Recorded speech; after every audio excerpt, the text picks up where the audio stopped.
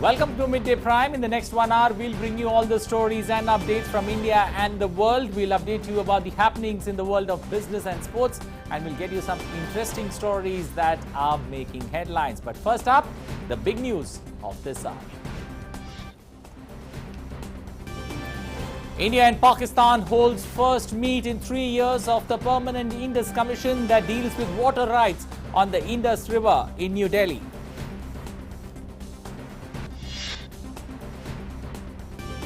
More than 4 crore 80 lakh COVID-19 vaccine doses administered in India, 32 lakhs inoculated in the last 24 hours.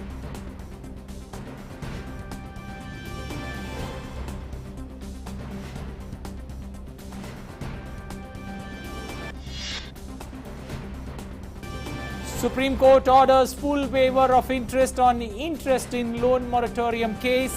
Declines to extend 6 months loan moratorium, waives compound interest irrespective of loan. Election campaign in full swing in poll-bound states. BJP releases manifesto for Assam. Election Commission of India reaches West Bengal to review the preparedness.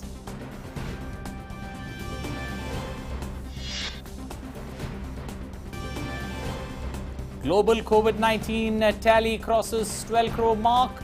US continues to remain the worst affected with more than 3 crore cases and over 5,50,000 fatalities. India-England first one-day international starts today. England win the toss and choose to bowl first.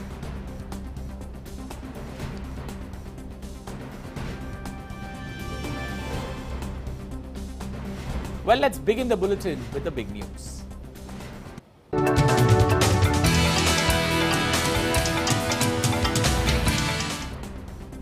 Well, India and Pakistan hold the first meeting in 3 years of the Permanent Indus Commission that deals with water rights on the Indus River today in New Delhi. The Permanent Indus Commission was set up under the Indus Water Treaty of 1960. The Indian side is being led by Indian Commissioner for Indus Waters Pradeep Kumar Saxena, while the Pakistan side is headed by Syed Mohammad Meher Ali Shah during the 2-day talks.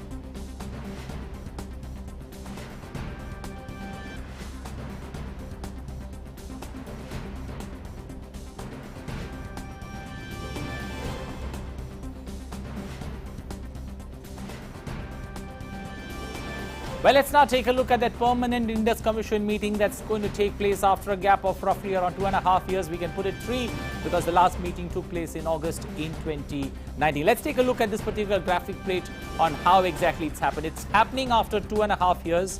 The last meeting, especially of the Indus Commission or the Permanent Indus Commission, took place on August 30th, 2018. So this is how it's happened. The likely discussion over 2 Indian projects, that are taking place. One is over Pakul Dul and the other over Road Kalnai. 2 important things that are being discussed. What's the 2 important points that have been discussed? India is building, hydroelectric projects there, 1,000 megawatts on that particular river. That's a tributary of Chenab. And also this particular project, and there's another one project, that's the second one that's taking place.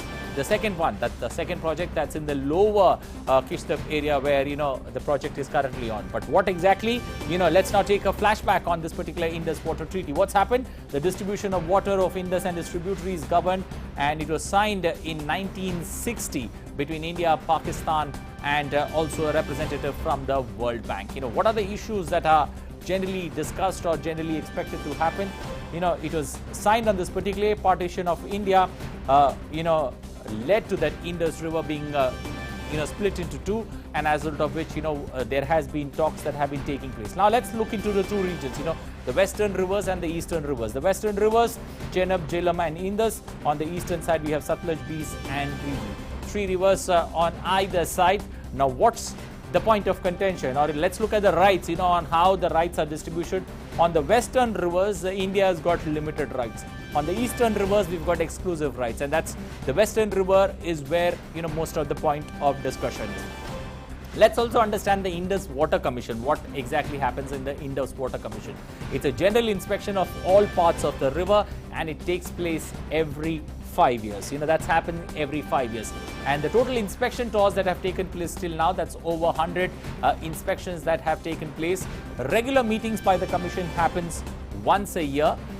But if you look at the number of meetings that's taken place till now, this is the 116th meeting that's happening between India and Pakistan there, especially on that particular issue. So lots to look forward to in this 2-day deliberations that's going to take place in New Delhi. This time around, things could be very different, especially when it comes to both the sides there, because a lot of water has flown under the river, especially in the last 2.5 years, or the last time that India and Pakistan, especially the Indus Water Commission, met in 2018 in Lahore to the one that we are having now. We've got, to get a perspective on how things could have panned out. We've got our correspondent Amrit Pal standing by to give us more inputs on this particular 2-day deliberation that's going to take place. Amrit, good afternoon. Amrit, give us a sense, exactly about, India and Pakistan's back on the dialogue table. How would you look at it, especially the significance of this particular 2-day meeting? Okay, Anil, two parts to your question. India and Pakistan back on the dialogue table. Yes, it is important, but this particular meeting is the Indus Water Commission, Waters Commission meeting, as you mentioned. It is the 116th meeting. These meetings take place regularly. At least once a year is mandated by the Water Treaty itself, the 1960 treaty. There are more meetings taken place. This is the 116th. It's been close to 60 years that this treaty was signed. More than one can take place, but at least one should take place annually. It was only last year that the meeting did not take place. The cited reason was the pandemic. India had proposed to Pakistan to hold the meeting virtually, but Pakistan had reservations about it. They wanted an in-person meeting, even a meeting at the Atari Wagah checkpost was discussed, but finally it couldn't come through. Now, this meeting took place in August 2019 and now in Lahore, and now after a gap of about 2.5 years, it's taking place this year. Now, this meeting essentially discusses any disputes, concerns, questions that the two countries might have about water sharing of the Indus water systems.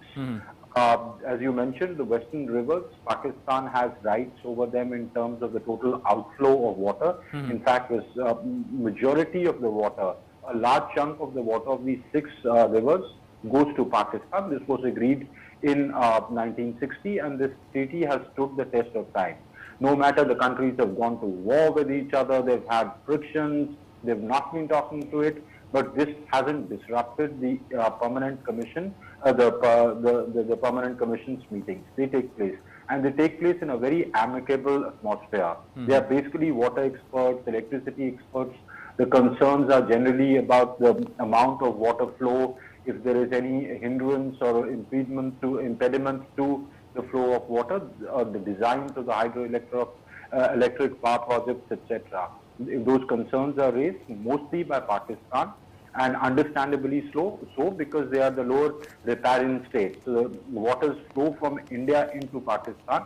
It's always the lower riparian states who have issues about water flow and water being impeded by the upper riparian states.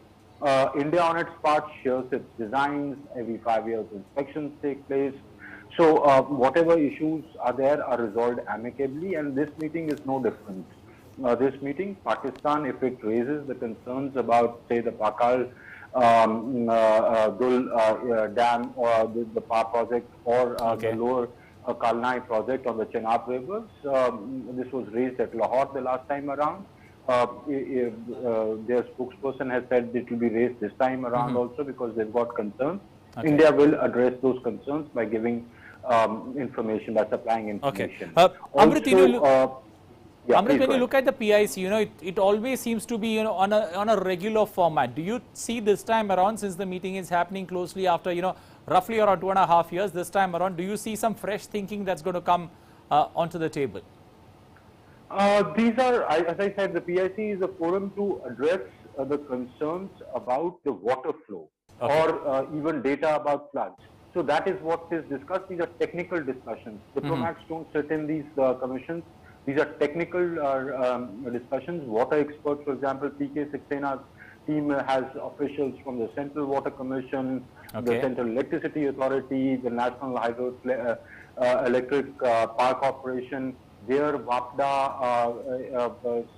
Syed Meher Ali Shah's team is led by, has officials from their WAPDA, from their electricity department. So these are experts who go into technical details. So the kind of squabbling that you see over commas and full stops when diplomats meet, it is quite unlike that. Okay. This commission has stood the test of time. What's the sense that you pick, especially when it comes to, leveraging the Indus Water Treaty, especially for India? India has always asserted its right over the waters that rightfully belong to it, and even on the western rivers, of which Pakistan has right in terms of waters. The projects that India has, executed on them have been in compliance with the Treaty of 1960. Now, India has always been more than generous. In fact, the 1960 treaty gives majority of the water away to Pakistan. India gets a lesser share. The upper three rivers, that's Indus, Jhelum, and Chenab, have more water flow than the eastern rivers of Satluj, Beas, and Ravi.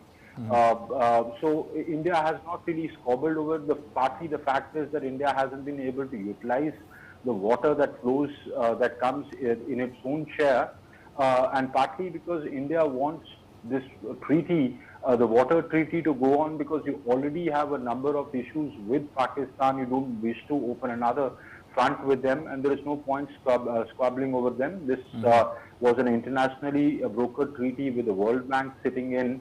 So India has been, has kept its promise and stuck to the treaty, though, politically charged statements at times we see being made that we'll stop waters to Pakistan, etc. But nothing of that has been ever affected in the past 60 years of this treaty. Amrit, one quick word before I let you. When you're looking at the western rivers where India has got limited rights, how would you look at it? Purely two departments. First, hydel power generation and also storage of water. How do you look at, has India been able to make optimum use of the resources there? We've built a lot of hydroelectric projects, both in Ladakh and in Jammu and Kashmir, on these rivers. India has utilized as far as it can. It's used it for irrigation also, has built some canal systems. India cannot divert the water, say, to another river altogether, you can't do an interlinking project. India's never attempted that. That is not India's motive. India has only stored water for the period that it requires for the purpose of generating electricity, not to impede the water flow into Pakistan. The allocated water share of 136 MAF or more has always been granted to Pakistan. Okay, we'll leave it there. Thank you and appreciate you joining us this afternoon with that update there. The PIC, that's the Permanent Indus Commission, is meeting or is deliberating in New Delhi over the next 2 days. We'll have to wait and watch on what are the developments that come from that particular meeting. Thank you once again, Amrit, for joining us this afternoon on Midday Prime. Well, moving on to our next segment, that's National Prime.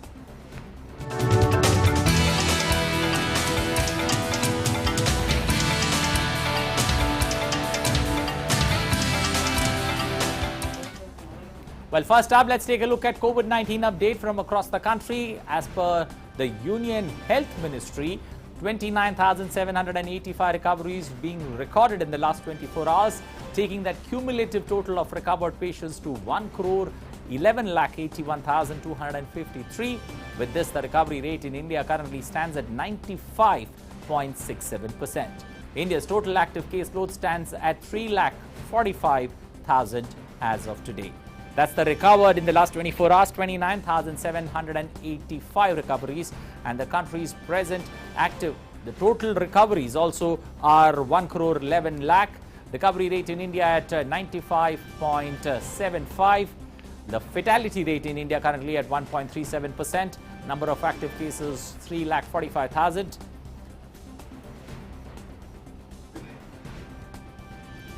Active cases stand at 2.87% of the total cases being reported so far, which is still the lowest in the world. Fatality rate at 1.37%. Vaccines that have been administered in India so far, over 32 lakh vaccines been given in a single day, but the total vaccination in India now standing at 4 crore 84 lakhs 94,594. And in a single day, when we talk about vaccinations that took place on the 22nd of March, 32 lakh 53,095 vaccines being administered in India.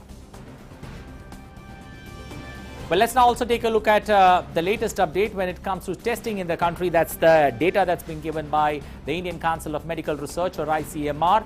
23 crores 54 lakhs 13,233 tests to date. That's the total number of tests that have taken place in India.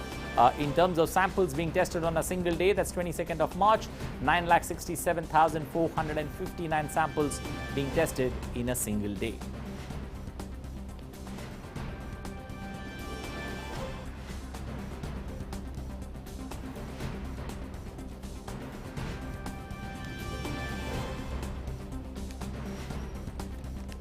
Well, let's get a perspective of what's happening in that battle against COVID-19. We've got Shama, our correspondent, joining us from Mumbai, and we also got Akansha joining us from Chandigarh. Let me come to you, Shama, first. Mumbai seems to be, or Maharashtra, the state seems to be the epicenter in terms of testing and both also in terms of vaccination. How's the battle against COVID-19 progressing in the western part of India?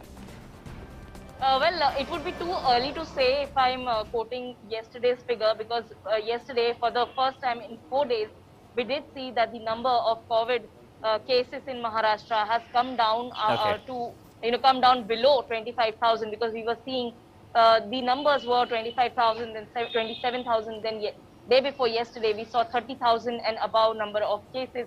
Yesterday, we saw 24,000 up cases.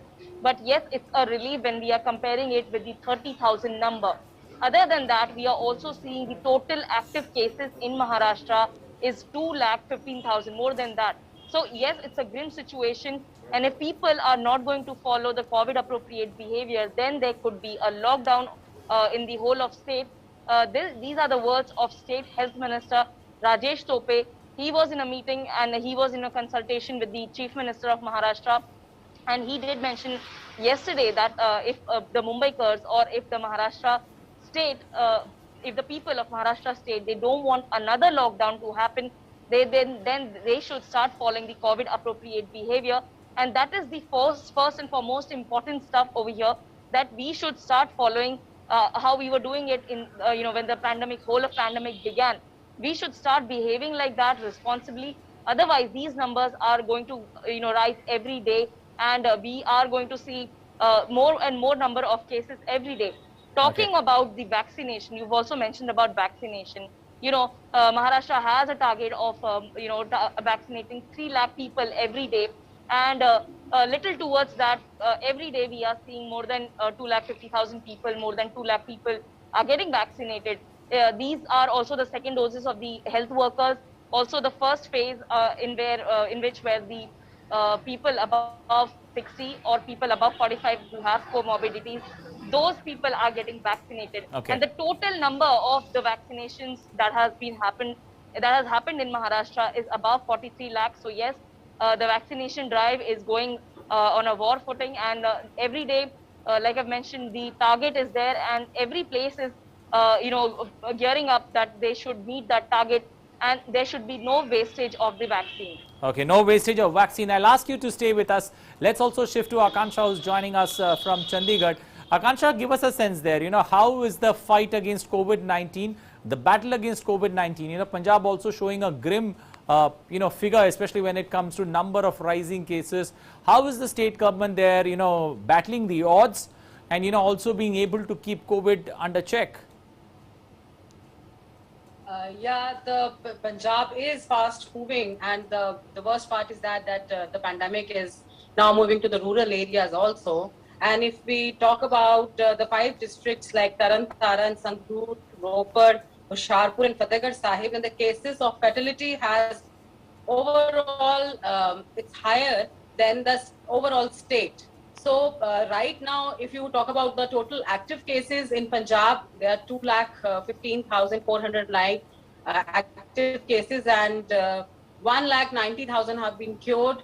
And right now, the active cases are about 18,628, and there has been 6,000 plus deaths which has been recorded in Punjab.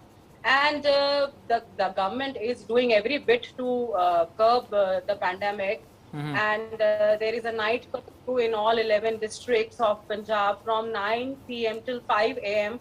And the social gatherings have been restricted to only 10 people. That also with the special permission of the government. And after that, the schools are also closed till 31st of March. Those schools were opened up during the during some time back, but now again the schools and colleges have been they have been they have been closed proper, and no social gatherings are happening. And the first spike which was seen in Punjab was somewhere in September, and at that point in time, 1.75 was the fertility rate that time. And this time, the second spike had started in February this year, and we can say that the recovery rate has really improved, and the fertility rate has gone down. Okay. Shama, coming back to you, when you purely look at, Mumbai and also the state of Maharashtra, what are the travel restrictions that have been put in place, especially, considering the rise in numbers? Though you say, vis-a-vis the last 2 to 3 days, there has been a drop in numbers with roughly over 24,000 cases. But what are the travel restrictions, especially for people coming into Mumbai and people going out of the state of Maharashtra? People who are going to be in Mumbai from the air operations, outside India, those people who are traveling from Brazil, South Africa, UK, Europe, these people will have to go and a compulsory institutional quarantine. Also, a few days back, BMC had given out a circular wherein they had stated if the people who are coming for medical emergencies, medical, operations, and they have completed both their doses of the vaccination, then they can apply for exemption of the institutional quarantine by providing a self-declaration form, and also by providing the certificate that they have been vaccinated. Apart from this, we are also seeing the commuters who are traveling from the trains. They would be the states including Rajasthan, Kerala, Goa, Gujarat, Delhi, NCR. These people who are traveling inside Mumbai, they will have to carry a negative RT-PCR test that, not beyond 96 hours. Apart from this, people who are traveling by road, they would be checked on all the borders of Maharashtra for symptoms, and if the symptoms are found, then yes, definitely they'll be asked to go into institutional quarantine or go back to the place. From Shama, one quick word before I let you go. What in case somebody is taken the first dose of vaccination, does he still need to have a negative RT-PCR test if he has to come to Mumbai? Well, yes, if you have not completed both your doses, then you'll have to take the negative RT-PCR test, and if you're traveling from international these places which I've mentioned, then you'll have to go through the institutional quarantine compulsory. Okay, we'll leave it there. Thank you, and appreciate both of you. Akansha from Chandigarh and also Shama Mishra joining us from Mumbai, giving us an update on India's battle against COVID-19. Well, let's now shift focus, and the Supreme Court today has stayed all petitions on regulation of content on OTT platforms pending in various high courts. It has also issued notice on the centre's demand to transfer all pending petitions in the matter to the Supreme Court. The Apex Court earlier this month said that the government's new rules to regulate OTT, that's over-the-top platforms, lack teeth to punish violators or to screen offensive content. Last month, for the first time, the government, under the ambit of the Information Technology Intermediary Guidelines and Digital Media Ethics Code Rules 2021, brought in detailed guidelines for digital content on both digital media as well as OTT platforms. Well, Bharatiya Janata Party, that's BJP, held a meeting of its parliamentary committee in the premises of the parliament in New Delhi today. Prime Minister Narendra Modi, Union Ministers, including External Affairs Minister Dr. S. Jaishankar, Finance Minister Nirmala Sitharaman, and various other members of parliament were present during the meeting. Before the parliamentary meeting, the members of parliament also paid floral tributes to Dr. Ram Manohar Lohia on his birth anniversary.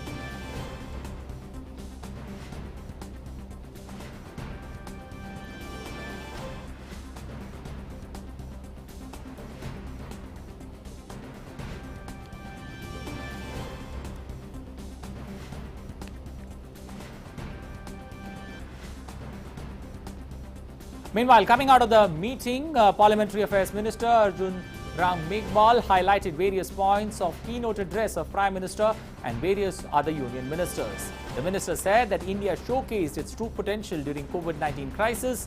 Meghwal added that 135 crore Indians stood united during the testing time of the pandemic.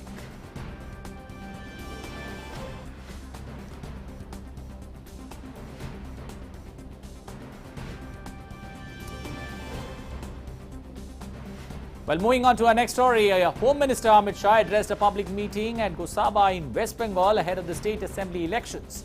Slamming the Mamata Banerjee government over the lack of development, Amit Shah said that BJP will bring clean drinking water to the region.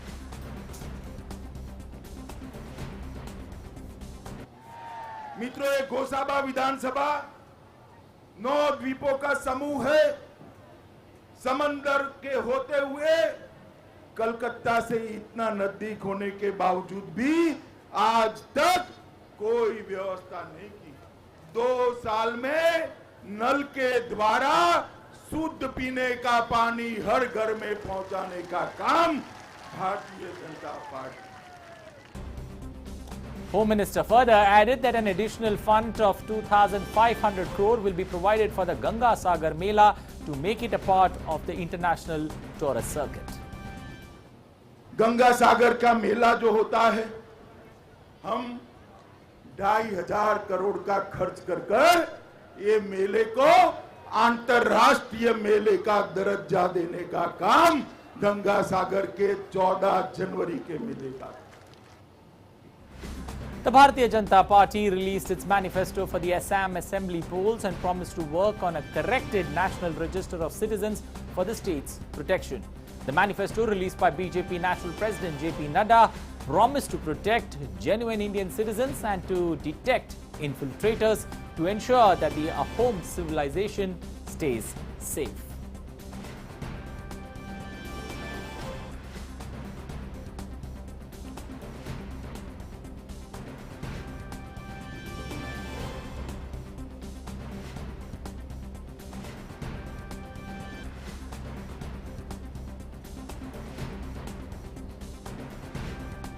Assam के rights के लिए, उनके protection के लिए corrected NRC के लिए हम काम करेंगे। और जब हम करेक्टेड एनआरसी के लिए बात करते हैं तो उसमें जो मैंडेट सुप्रीम कोर्ट के द्वारा नेशनल रजिस्टर ऑफ सिटीजनशिप है, उसमें हम प्रोटेक्ट करेंगे जेन्युइन इंडियन सिटीजन्स को, और हम इन्फिल्ट्रेटर्स को उसमें हम डिटेक्ट करेंगे। इसके लिए हम प्रयासरत होंगे ताकि सही मायने में असम का रहे, अहम की सिविलाइजेशन को हम सुरक्षित रख सके, इस बात का हम प्रयास करेंगे। Well, staying with the manifesto in Assam, the BJP has promised 3,000 per month as financial assistance to 30 lakh families under the Arunodaya scheme in Assam. आर्थिक दृष्टि से सबलीकरण की ओर फाइनेंशियल सपोर्ट की तरीके से उनको हम स्थान दे सकें, ये अरुणोदय प्रोग्राम के तहत हम 30 लाख लोगों को महीने की आर्थिक सहायता 3,000 देने का हम तय करेंगे। दिस इज अवर कमिटमेंट, ये हमारा संकल्प पत्र रहेगा। Well, BJP leader Devendra Fadnavis slammed the Maharashtra government over the letter written by former Mumbai police chief against Home Minister Anil Deshmukh. He said that attempt made by the alliance to protect the Maharashtra Home Minister has been exposed. He added that the State Home Minister Anil Deshmukh was not in isolation during home quarantine period.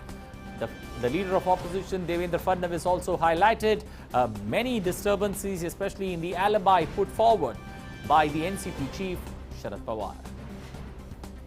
कल आदरणीय पवार साहब को सही briefing नहीं दी गई थी।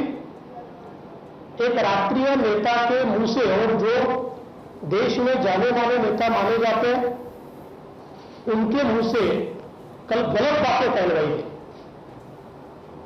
और जो प्रोटेक्ट करने का प्रयास ये कल किया गया, मुझे ऐसा लगता है कि वो पूरे तरीके से कंप्लीट एक्सपोज हुआ है। और मेरा मानना यह है कि 15 से 27 इस बीच गृह मंत्री जी जो होम क्वारंटाइन थे, वो आइसोलेशन में नहीं थे। कई लोग उनको मिले हैं, कई अधिकारी उनको मिले हैं, और जिसके बारे में जानकारी अगर हासिल करनी है तो बहुत आसान है। Well, criticizing the Maharashtra government, Devendra Fadnavis said that appropriate actions against transfer racket of police officers were not taken despite having all data. करीबन 6.3 GB का 6.3 GB का ये डेटा मेरे पास है कि जिसके अंदर ये सारे कॉल्स इंटरसेप्ट किए हुए हैं, और ये एक पूरा रिपोर्ट इसका जो है, मतलब ये कवरिंग लेटर है, और कवरिंग लेटर के साथ ये पूरे ट्रांसक्रिप्ट्स उसके ये रिपोर्ट के साथ माननीय मुख्यमंत्री जी को भेजे गए। आश्चर्य की बात यह हुई कि मुख्यमंत्री जी के यहां से वो रिपोर्ट गृह मंत्री जी क्या चली गई। जानबूझकर 25 अगस्त 2020 से आज तक इतने सेंसिटिव रिपोर्ट पर कोई कार्रवाई नहीं की गई। आश्चर्य की बात ऐसी है, इस रिपोर्ट में जिनके नाम आए हैं उनको वही पोस्टिंग्स मिली है। Well, he also added that an intelligence report was submitted to DG regarding the transfer racket in August 2020. However, no action was taken against them and the people involved got their desired posting. Devendra Fadnavis further added that all data will now be submitted to the Union Home Secretary for further inquiry. Well, moving on, today is Shaheed Divas. This day is observed to honor the martyrdom of freedom fighters Bhagat Singh, Sukhdev and Rajguru. The three were given death sentence in the Lahore conspiracy case in which an assistant superintendent of police, John P. Saunders, was shot in Lahore on 17th of December 1928. Prime Minister Narendra Modi on the occasion paid homage to the three great revolutionaries. In a tweet, the Prime Minister said, and I quote, "Heartfelt tribute to freedom revolutionaries Bhagat Singh, Sukhdev and Rajguru on their Shahidi Divas. These three sons of Ma Bharti will continue to remain a source of inspiration for each of our generation." Jai Hind.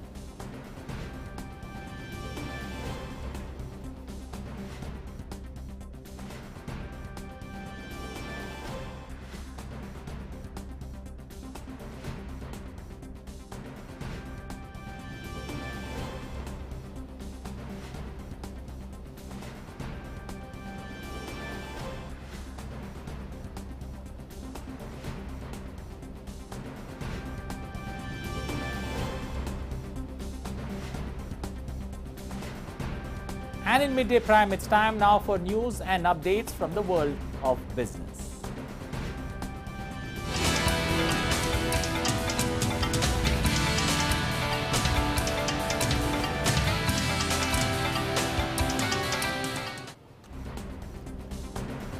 Well, I've got my colleague Ajay Mishra standing by to give us the updates. Ajay, over to you. Thanks, Anil. Let's start with our top story. The Supreme Court had rejected the pleas from various trade associations and corporate bodies to extend the 6-month loan moratorium period offered by the Reserve Bank of India, adding that the complete waiver of interest during the moratorium could not be granted either. The SC also said no direction could be issued to the government or the RBI to announce any particular financial package or relief, and held that it would not issue directions to provide relief to particular sectors over and above others. The bench comprising Justice D.Y. Chandrachud, M.R. Shah and Sanjeev Khanna pronounced the judgment on the loan moratorium and waiver of the interest. A bench headed by Justice Ashok Bhushan had earlier reserved its verdict on the bench of pleas on December 17th last year. The apex court had directed that there should not be interest on interest or penal interest on any of the amount during the loan moratorium from any borrowers. And we are joined by our legal correspondent Vikas Sarthi for more updates. Vikas, so clearly there will be no interest on the interest, but there will be no waiver of the interest. That's very clear from the SC verdict, isn't it? Right, the Supreme Court has made it very clear that the people who availed the benefit of this loan moratorium scheme, they will have to pay interest. But meanwhile, court also made it clear that banks cannot ask for compound interest. They cannot charge interest on interest. Court also noted that banks are entitled to use that power when someone skipped installment willfully. There, in this case, this scheme was announced by Government of India, and the Reserve Bank also gave all the details that people can avail this moratorium. So this was not willful act on the part of a consumer. There was a policy, and because of that, banks cannot charge interest, or they cannot penalize consumers. Court has also said that in those cases where banks have already charged some compound interest on these customers, then those amounts will be adjusted in next installments. So, it's a clear verdict in favor of consumers also and in favor of banking industry also, because there was an estimate that there will be a burden of over 6 lakh crore rupees on banking industry if court gives the verdict to waive the entire interest on the loan moratorium period. But now, is it the end of the story? There will be no hearing on the pleas linked to this matter? Right, Ajay. The matter is now over at the Supreme Court. Court has given a kind of win-win verdict both for banks as well as for the customers. But there is one thing which court has also added, that there was a upper cap decided by the government and the RBI, that these benefits will be given to people where loan amount is below 2 crore rupees. Supreme Court has said that there is no well-defined reason behind keeping that that limit up to 2 crores. So court has said that in all cases, in all amounts, this kind of relief must be given to the customer or the in some cases the companies. Thanks very much, Vikas. So I think that news of that verdict of Supreme Court has also bearing on the stock market also. The Indian benchmark indices fluctuated during the day between the noon deals, but I can see now that the Sensex and Nifty are back into green, and Nifty 50 is 118 points up at 14,855, while BSE Sensex is up 422 points at 50,193 levels. If we talk about the core gainers of the Sensex, these are Ultratech Cement, Device Lam, Adani Port, Titan Companies and Shree Cement up between 2 and 5% each. Top losers on the Nifty are IOC, Hindalco, ONGC, Power Grid Corporation and TPC. So metals and oil and gas are under pressure, but barring these two sectors, all other indices are currently trading into green. Meanwhile, the Lok Sabha has taken up the Finance Bill 2021 for consideration and passes on Tuesday. The Finance Minister Nirmala Sitharaman has moved the bill in the lower house to give effect to the financial proposal of the central government for the financial year 2021-22. The House will discuss the National Bank for Financing Infrastructure and Development Bill that was introduced by Finance Minister yesterday. Meanwhile, in the Rajya Sabha, that has passed the Mines and Mineral Development and Regulation Amendment Bill 2020 on Monday. The bill will do away with the distinction between the captive and non-captive mines, allowing the captive mines to sell up to 50% of their minerals excavated during the current year, and will also help towards the auctioning of more mines. Union Minister for Coal and Mines Prahlad Joshi said that the amendment will create almost 55 lakh jobs in the country. He said that the bill was supported by many non-BJP ruled states as it is in the national interest. And gold prices were trading weak on Tuesday amid weak global cues. Despite weakness in the US dollar and fall in US 10-year yields from the highs, the gold still managed to trade lower, indicating that the reasons for this decline is portfolio rebalancing. there are many analysts which are believing that there are concerns around COVID-19 cases across the Europe that has limited the losses in the international spot market. The MCX gold April futures were trading 107 or 0.25% lower at 44,798 level per 10 grams as against the previous close of 44,905 rupees. Silver May futures were ruling at 66,025 rupees per kilogram, down 306 rupees or 0.46% as compared to the previous close of 66,331 on multi-commodity exchanges. So that's all in the business frame. For more news and updates, let's go back to Anil. Well, thank you, Ajay, for those updates from the world of business. Well, let's now take a look at what's making news across the globe.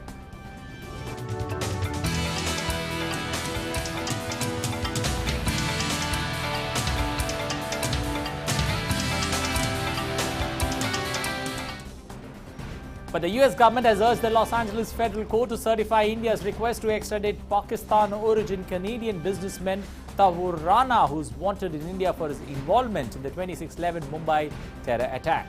The US attorney told the court that Rana meets all the criteria to be extradited to India for his trial in the Mumbai terror attack.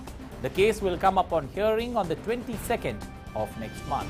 India has requested the US for extradition of Rana, and the United States had initiated the extradition proceeding. Well, moving forward, at least 2 people killed and several others injured in a massive fire that swept through Rohingya camp in Ukia of Bangladesh's Cox's Bazar area. The blaze had rendered thousands of people homeless, while several remain untraced. The massive fire started at the Balukhali camp in Cox's Bazar. As the fire erupted, people from the camp started running with their belongings recovered from their homes in the refugee camp. People faced difficulty in escaping as barbed fencing around the camp prevented them from escaping the fire, causing casualties. Bangladeshi officials have started investigating the cause of the massive fire. The camp can accommodate over 1 million Rohingyas who fled the military crackdown in the Rakhine province in Myanmar in 2017. US Secretary of State Antony Blinken is scheduled to meet with NATO foreign ministers and European Union officials in Brussels as the Biden administration seeks to repair transatlantic ties. At the NATO meeting, Blinken will join other foreign ministers to discuss proposed changes to the transatlantic organization as well as concerns over China and Russia, climate change, cyber and energy security, as well as other issues. This is what the state government has reported on March 19. Blinken will also meet with the European Commission President Ursula von der Leyen to discuss the COVID-19 pandemic and economic recovery and efforts to strengthen democracy. According to the statement by the department, the meetings in Brussels reaffirm the United States' commitment to our allies and European partners as our shared agenda. While an update from Colorado, where 10 people were killed, including a police officer, when a gunman opened fire at a supermarket in Boulder, Colorado, the second mass shooting in the United States in a week. Multiple people have reportedly been injured after a suspect opened fire at the King Soopers grocery store in Colorado on Monday afternoon. No motive for the attack was disclosed. Matthew Krishk, the first assistant United States attorney for the District of Colorado, said that FBI and other federal agents will be assisting the case. He promised that the full weight of federal law enforcement will be brought in the investigation.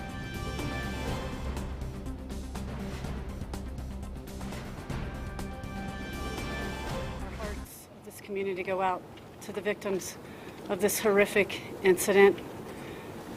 We know of 10 fatalities at the scene, including one of our Boulder PD officers by the name of Eric Talley. We will be here working night and day. We have one suspect in custody. I want to reassure the community that they are safe and that we will try to do our best over the next few hours to identify the victims, and we'll be working with the coroner's office to do. Well, as unabated rains have pummeled Australia's east coast and several parts of Sydney, the country's authorities have warned that more evacuation orders may be issued. The wild weather system wreaking havoc in New South Wales over the last 3 days was expected to gather more strength due to the combination of a tropical low over northwestern Australia and the coastal trough of the east. Although the weather systems is likely to start easing from late Wednesday, the officials have warned that affected residents may not be able to return to their homes immediately as incessant rains dump more water in river catchment areas. Well, Russia's military court has upheld decision to not open criminal investigations into the poisoning of Kremlin critic Alexei Navalny. The court has also rejected a legal appeal by Navalny's allies who asked Russia's law enforcement authorities to open criminal case into his poisoning. Alexei Navalny fell ill on a flight in Siberia last year, after which he was shifted to Germany for treatment, where doctors revealed that he had been poisoned with a nerve agent. However, Kremlin has denied any role in Alexei Navalny's illness and said it has seen no proof that he was poisoned.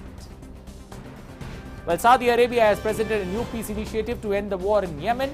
The new peace initiative includes a nationwide ceasefire and the reopening of air and sea lanes. Yemen's internationally recognized government has issued a statement welcoming the offer. However, Houthi said that the offer did not appear to go fair enough to lift a blockade. The conflict has killed more than 1 lakh people. It is widely seen as a proxy war between Saudi Arabia and Iran and has been stalemated for years and has left 80% of Yemen's population reliant on aid. A quick look at updates on COVID-19 from across the world. The global COVID-19 case tally, which crossed the 12 crore mark, currently stands at 12 crore 43 lakh. That's the worldwide number. Recoveries now crossing over 10 crores. Deaths 27 lakh 35,000. United States worst affected by the pandemic, both in terms of infections as well as in terms of fatalities.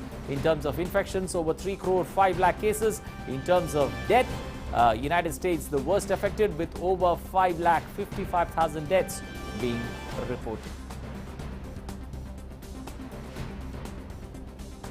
The head of the World Health Organization said on Monday that more producers of COVID-19 vaccines should follow the example of AstraZeneca and license their technology to other manufacturers, as he described current levels of vaccine inequity as grotesque. WHO Director General Tedros Ghebreyesus noted that the drug makers' interim data from trials found the vaccine developed in conjunction with Oxford University has 79% effectiveness in preventing symptomatic COVID-19 and crucially posed no increased risk of blood clots. According to him, data showed that the Oxford AstraZeneca vaccine was safe and effective. The Geneva-based body urged vigilance as case numbers rise in several regions, including Europe, driven partly by virus variants that transmit more easily. We need more vaccine producers to follow this example and license their technology to other companies. Today, AstraZeneca announced positive results from a trial of the vaccine among more than 32,000 people in Chile, Peru, and the United States. The vaccine was 79% effective in preventing symptomatic COVID-19 and 100% effective in preventing hospitalization and death. No safety concerns were reported. These data are further evidence that the Oxford AstraZeneca vaccine is safe and effective. In the US, members of the White House COVID response team said Johnson & Johnson was on course to deliver more vaccine doses and warned Americans against travel, citing new and contagious variants of the COVID-19 virus. The company shipped 4 million shots in early March, but its rollout has since stalled as facilities involved in the manufacturing await clearance from the US Food and Drug Administration. On the AstraZeneca vaccine that performed better than expected in a major late-stage trial, White House officials welcomed the encouraging results. However, they said they would wait for clearance from the FDA. United States has delivered more than 150 million COVID-19 shots and administered nearly 125 million doses. U.S. Center for Disease Control and Prevention Director Rochelle Walensky said that public health officials should act now to stop further spread of infections especially as highly contagious new virus variants continue to infect more people. Well, New York has lowered the eligibility age to 50 for healthy people to receive COVID-19 vaccine. New York's Governor Andrew Cuomo announced the decision. New York, the U.S. fourth most populous state, has now joined the handful of other states in the country, having already lowered the age limit for getting vaccinations. The change will come into effect from March 23rd. As per the data by the Center of Disease Control, New York has administered at least one dose to 26.1% of its residents. Nationwide, the CDC has said 24.9% of U.S. residents have received at least one dose of the vaccine and 13.5% are fully vaccinated. Well, time now for all the sports updates. Let's take a look.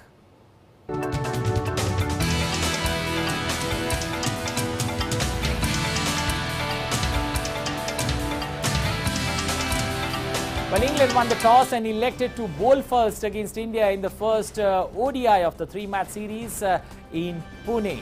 Opener Shikhar Dhawan and Rohit Sharma are currently batting for India and aiming to build a partnership.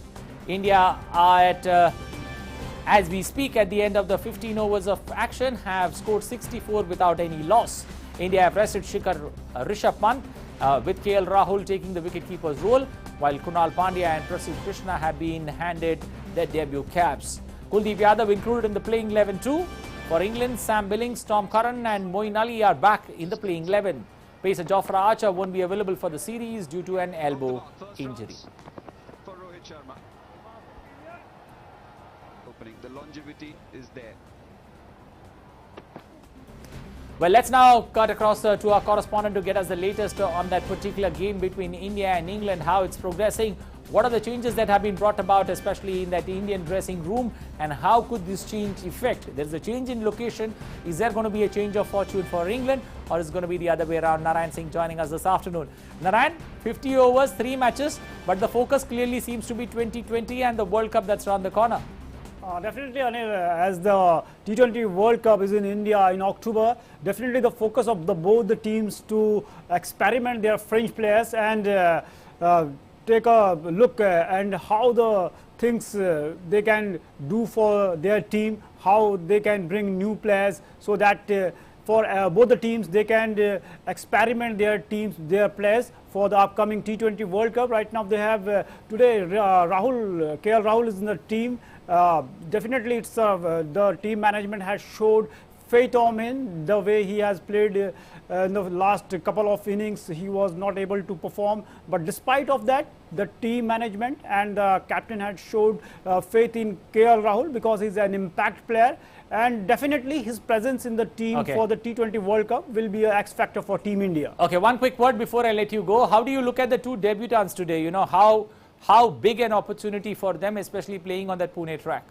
Recently, team management have given opportunity to a lot of youngsters in the previous T20 series also. They gave an opportunity to Surya Kumar Yadav, and he just got that opportunity, and he's in the ODI team also. And definitely the way Prasidh Krishna, fantastic season, domestic season for him in the Vijay Hazare Trophy. He took 14 wickets in 7 matches, and Krunal too has in domestic and especially in the Vijay Hazare Trophy he's played an exceptional cricket. That's why he is here.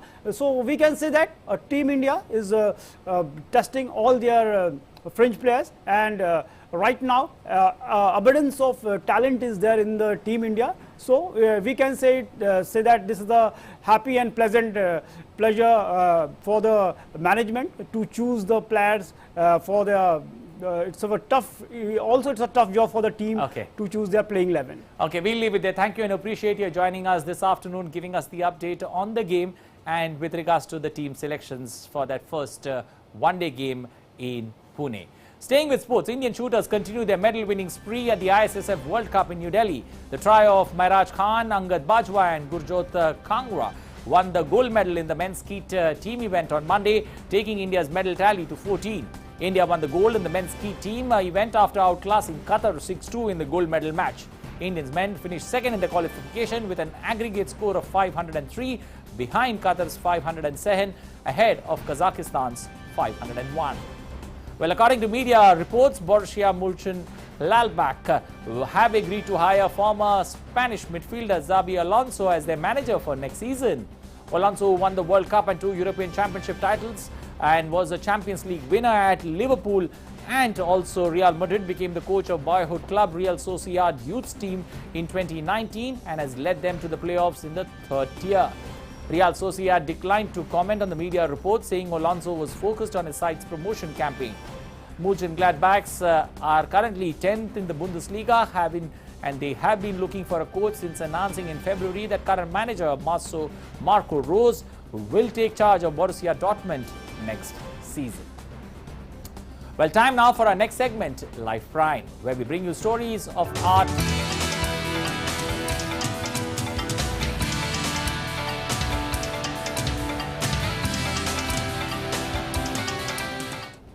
well, France has donated a symbolic tapestry of Greece's parliament in an honor to the country's bicentennial Independence Day celebrations.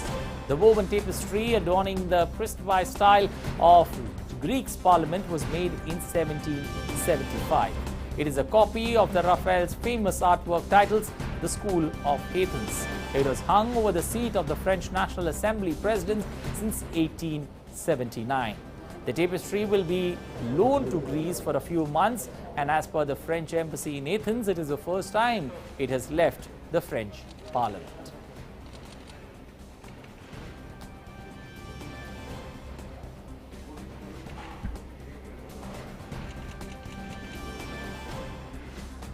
Well, that's all we have time for in this edition of Midday Prime. But do not forget the battle against COVID-19. Remember, vaccines are there for everyone to take, but we still need to continue this battle against COVID-19.